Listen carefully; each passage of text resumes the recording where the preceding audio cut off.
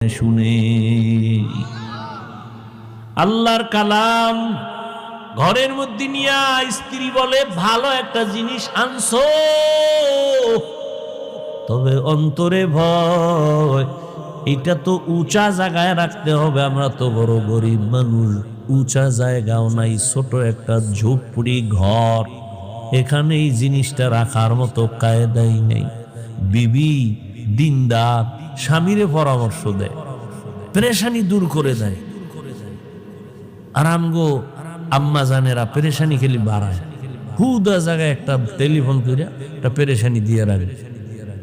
আল্লাহর বান্দি বলে দরকার নাই, বেয়াদবির থেকে বেঁচে থাকি, কাল সকাল বেলা না হয় এখন পারলে ফিরাইয়া দাও, এখন পারবো না কালকে দিতে হবে। কয় এটা ফেরত দিয়ে সঙ্গ করে রাখা যাবে না, রাখার জায়গা নেই, তাই হুদা এটা নিয়ে একটা বড় দর তলে ভরুম, এটা দিয়াও।